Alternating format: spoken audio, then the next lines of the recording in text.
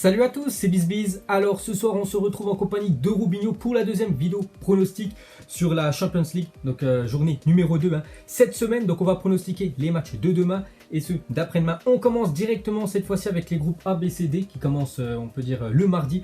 Donc on va commencer avec le groupe A et en plus un match avancé, il y a toujours deux matchs qui sont avancés le mardi et le mercredi. Donc ça sera le Real Madrid contre le FC Bruges. Donc on connaît les deux résultats des deux équipes. Le Real ont pris 3-0 du côté du PSG. Enfin, je vous parle de la première journée. Et Bruges, je crois, c'est 0 partout à domicile contre le Galatasaray. Donc toi, simplement, qu'est-ce que tu en penses de cette rencontre? C'est un match déjà important pour les Madrilènes vu qu'ils ont été battus. C'est en plus de ça un match qui est quand même déséquilibré. Donc il faut absolument prendre 3 points pour le Real. Donc victoire des Madrilènes. Voilà, la même chose. Le Real Madrid, voilà, c'est quand même une équipe vraiment formatée pour la Ligue des Champions. C'est vrai qu'ils ont pris une gifle côté Paris Saint-Germain. Maintenant, c'est à domicile. Contre certainement l'équipe, on peut dire, la plus faible du groupe. Donc victoire obligatoire du Real Madrid. Donc pour moi aussi, j'ai mis le Real. Ensuite, à 21h, dans le même temps, ça sera l'équipe turque du Galatasaray contre le Paris Saint-Germain. Donc moi déjà, je vais partir sur une victoire directe du PSG. Donc déjà avec le retour de Kylian Mbappé qui va faire beaucoup de bien. Je pense à cette équipe du Paris Saint-Germain. Après, il ne faut pas oublier que le Galatasaray à domicile, c'est très costaud. Je crois que le week-end dernier, ils ont fait 0-0 contre le Fenerbahçe. C'était en plus le derby. Je crois que c'est le derby turc qui est très chaud. On sait que là-bas, c'est très chaud. On a bien vu avec l'équipe de France qui s'était inclinée là-bas parce que l'ambiance est un peu spéciale en Turquie. Vraiment, les fans sont vraiment à fond derrière leur équipe. Donc le PSG, je les vois quand même vainqueurs. Pour moi, ils sont quand même supérieurs, même si Neymar, voilà, ce sera le dernier match où il sera suspendu avec le retour de Icardi, voilà, Kylian Mbappé, Di Maria qui est vraiment très bon depuis le début de saison, et même Idrissa Gueye, tout ça, Verratti, voilà, après derrière, c'est vraiment costaud. Donc pour moi, le PSG, je les vois aller chercher la win du côté du Galatasaray, mais ça sera pas facile. Ouais, moi aussi, je suis d'accord, victoire du Paris Saint-Germain qui a quand même maîtrisé largement son sujet face au Real Madrid. Alors je pense que là-bas aussi, il devrait quand même maîtriser au niveau du foot. Après l'ambiance, oui, c'est très chaud, spécial, mais bon, sur le terrain, normalement, il n'y a pas photo. Le PSG est largement supérieur à Galatasaray. Ok, ensuite on va dans le groupe B. On commence avec l'Étoile Rouge de Belgrade contre l'Olympiakos. Qu'est-ce que t'en penses? Un match assez ouvert dans ce groupe. J'ai privilégié l'Étoile Rouge à domicile qu'on connaît aussi, assez costaud. Là aussi, il y a une belle ambiance. Et puis en général, à domicile, ils arrivent à se transcender pour faire de bons résultats quand même, les Serbes. Donc face à l'Olympiakos, c'est le match certainement le plus abordable pour eux dans ce groupe. Je les vois s'imposer. Et les dernières, ils n'avaient pas gagné à domicile contre Liverpool et Naples parce qu'ils étaient dans le groupe du PSG. Bon, le PSG était venu s'imposer du côté en Serbie, mais voilà, Naples et Liverpool avaient chuté quand même à l'Étoile Rouge de Belgrade. Et j'ai mis la même chose, même si l'Olympiakos, je sais plus, ils ont fait quoi, le 2-2, ok. Donc je les vois quand même vainqueurs à l'Étoile Rouge de Belgrade. De toute façon, s'ils veulent sortir du groupe, il faut prendre des points contre cette équipe grecque. Et dans le même temps, dans le groupe B, donc là c'est le choc Tottenham contre l'équipe du Bayern Munich. Donc moi je pars sur une victoire du Bayern à l'extérieur. Donc Tottenham ce week-end, je crois ils ont gagné le match demain, si je ne me trompe pas. Enfin une victoire pour Tottenham qui restait sur beaucoup de désillusions, beaucoup de fois ils menaient au score, ils n'ont pas réussi à tenir ce score. Et le Bayern Munich, ils ont gagné difficilement, je crois, contre Paderborn. Je crois c'est promu 3-2. Pour moi, ça sera une victoire du Bayern Munich qui a plus d'expérience que l'équipe de Tottenham, même si les Spurs, la saison dernière, ont fait une saison magnifique en Champions League. Et pour moi, je vois l'équipe du Bayern. Match nul pour moi. Ok. Ensuite, ça sera le groupe C. On va commencer avec l'Atalanta contre le Shakhtar. Qu'est-ce que t'en penses? Victoire des Italiens pour moi qui ont vraiment bien redressé la barre depuis la lourde claque lors de la première journée, notamment ce week-end, victoire 4-1 face au Shakhtar qui quand même s'amoindrit à chaque fois, à chaque période de mercato. Ils perdent beaucoup de joueurs, on les a vus en difficulté sur la première journée. Et là les Italiens à domicile quand même, je pense qu'ils partent largement favoris face aux Ukrainiens. Ok, moi j'ai plus mis match nul entre ces deux formations. C'est vrai que l'Atalanta, premier match de Ligue des Champions, 4-1 du côté de la Croatie, ça a été dur à encaisser. Bon là ils en ont mis 4 ce week-end. Et pour moi ça sera un match nul entre ces deux formations. Et pour finir dans ce groupe C, ça sera Manchester City contre le Dynamo Zagreb. Donc bon, c'est les deux équipes en tête, vu que les deux équipes ont gagné leur premier match.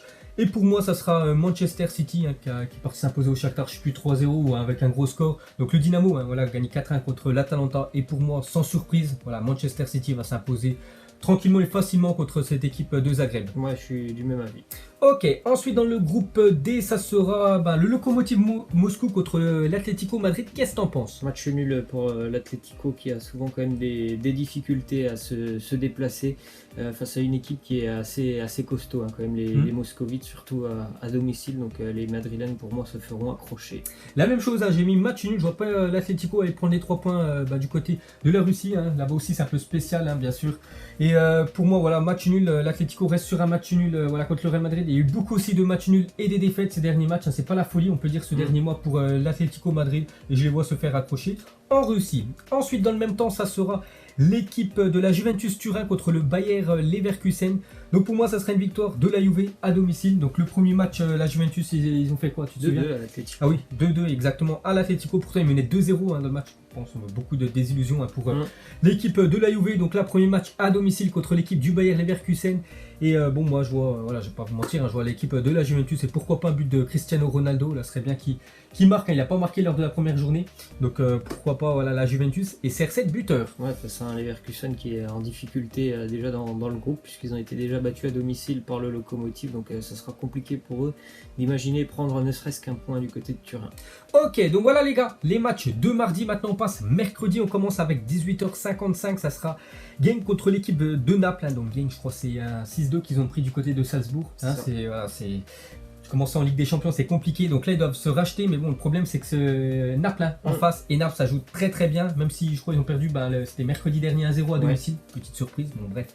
Donc pour moi, hein, voilà, je vais mettre le Napoli vainqueur contre l'équipe de Genk. Ouais, par rapport à ce qu'on a vu de Genk, les largesses défensives qu'ils ont montrées devant le RB Salzbourg, face à l'armada aussi offensive du Napoli, ça semble très compliqué aussi pour les Belges.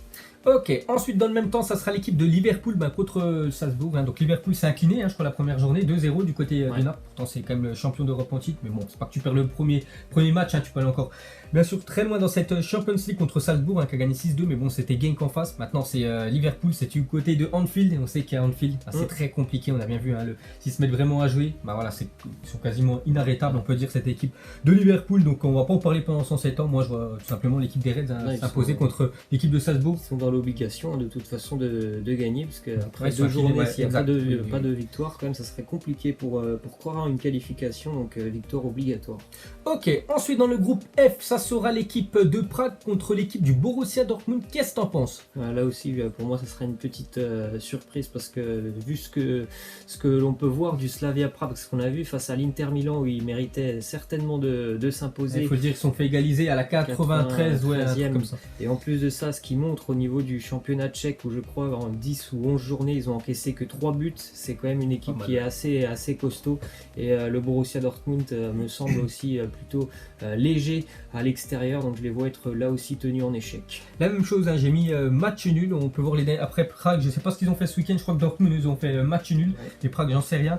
Et moi aussi, hein, je vois quand même cette équipe tchèque accrocher l'équipe du Borussia Dortmund. C'est vraiment dommage pour Dortmund, parce qu'ils auraient dû prendre les 3 points dès la première journée contre le baston du groupe, hein, le FC Barcelone. Ils n'ont pas réussi à marquer ce but. Et pour ce deuxième match, je les vois aussi se faire accrocher. Ensuite, dans le même temps, là, ça sera un beau choc. On a mis les maillots. Ça sera l'équipe du Barça qui va jouer contre l'Inter Milan. Donc déjà, avant de parler du match, on ne sait pas si Messi est là ou pas, parce qu'il faut toujours parler de ce facteur, hein, voilà, parce que Lionel Messi, pour moi, c'est vraiment... ça va être peu de chance qu'il soit là. Voilà, ça va être peu de chance, hein, parce que voilà, il s'est blessé encore la semaine dernière. Donc pour moi, déjà, j'ai mis le Barça vainqueur à domicile. C'est vrai qu'ils sont rachetés de enfin pas la claque, mais voilà, la défaite surprise du côté de Grenade, et ils ont gagné il y a quelques jours. Et pour moi, je les vois vainqueurs contre cette équipe de l'Inter, hein, qui a failli quand même perdre ce premier match. Heureusement, en championnat, ça se déroule très bien, je crois. 6 matchs, 6 victoires. Voilà, 6 sur 6, parfait pour eux. Mais en Ligue des Champions, ils se sont fait accrocher. Et là, ils se déplacent au Camp Nou. Et le Barça, voilà, ils sont aussi dans l'obligation de prendre des points, parce que le premier match, ils ont fait match nul. Et je les vois vainqueurs au Camp Nou. Ouais, malgré les absences du Barça, certainement Messi et Dembélé. Il y a quand même une expérience assez incroyable, et surtout à domicile. C'est une équipe qui, en général, quand même, arrive à forcer la décision. Alors, bien évidemment, il y a le facteur Lionel Messi. Mais l'Inter m'a beaucoup déçu par rapport à Prague, et même plus de ça, je ne sais pas s'ils avaient pris à la légère les Tchèques, mais ils avaient fait complètement tourner l'effectif. Donc je ne sais pas si l'Inter éliminera une très belle équipe non plus ce mardi, mais victoire du Barça. Peut-être ils jouent à fond, on peut dire la Serie A, et peut-être la Ligue des Champions laisse de côté. On n'en sait rien. Ensuite, ça sera le RB Leipzig contre l'Olympique Lyonnais. Qu'est-ce que t'en penses? Deux dynamiques complètement inversées, malgré l'énorme surprise. Ouais, Je sais pas si c'est une énorme surprise, mais aussi. ils ont quand même perdu à domicile face à Schalke.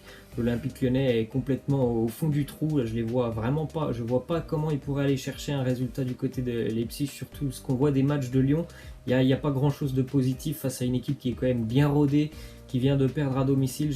Eux par contre ils sont quand même assez rodés, hein, le RB Leipzig, donc pour moi victoire des Allemands.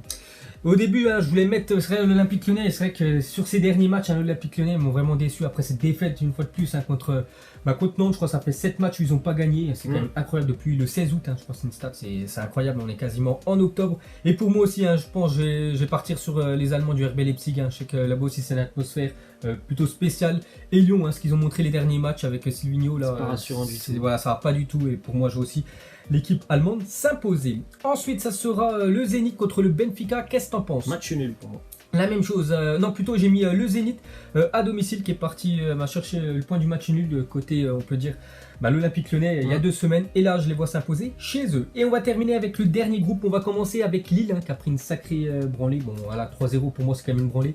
Donc du côté de l'Ajax pour cette première journée, et là ils reçoivent l'équipe de Chelsea, et pour moi ça serait une victoire de Lille. C'est vrai qu'ils ont pris quand même 3-0, mais ils ont eu beaucoup d'occasions. L'équipe de Lille, ils n'ont pas réussi à planter, c'est vraiment c'est dommage que il aurait pu avoir, on peut dire au moins match nul, mais voilà 3-0 on peut voir que c'est sévère, mais ils auraient dû marquer au moins 1 voire 2 buts dans cette rencontre. Et là je les vois s'imposer chez eux contre cette équipe de Chelsea. En plus ça fait longtemps qu'ils n'ont pas joué à domicile en Ligue des Champions. Donc, allez, je pars sur Lille. Ouais, Lille, parce que franchement ils sont quand même assez convaincants aussi dans leurs résultats à domicile. Et puis Chelsea, c'est pas non plus hyper flamboyant, même s'il y a quelques bons résultats depuis le début de semaine. Je pense que les Lillois ont une belle carte à jouer. Ok, on va terminer avec le dernier match de cette semaine de Champions League. On va terminer avec Valence, donc 2 équipes qui ont gagné. Déjà Valence du côté de Chelsea, et l'Ajax contre l'équipe de Lille. Bon, ça je l'avais dit, ça c'est fait. Donc là je partirai sur une victoire de l'équipe de l'Ajax à l'extérieur du côté de Valence. Je sais pas ce qu'ont fait les équipes ce week-end. Je sais pas sur les 2 équipes ont gagné, parfait. Donc moi je pars quand même sur les Hollandais vainqueurs. Match nul pour moi. Ok, donc voilà les gars, la fin de cette vidéo. Donc cette semaine, 2 gros chocs, Tottenham Bayern et le Barça contre l'Inter Milan. Vous mettrez en commentaire par exemple un petit prono sur ces 2 affiches là, et nous on se retrouve, je crois ça sera dans 2 ou 3 semaines pour la 3e journée de Champions League. Ciao à tous. Ciao.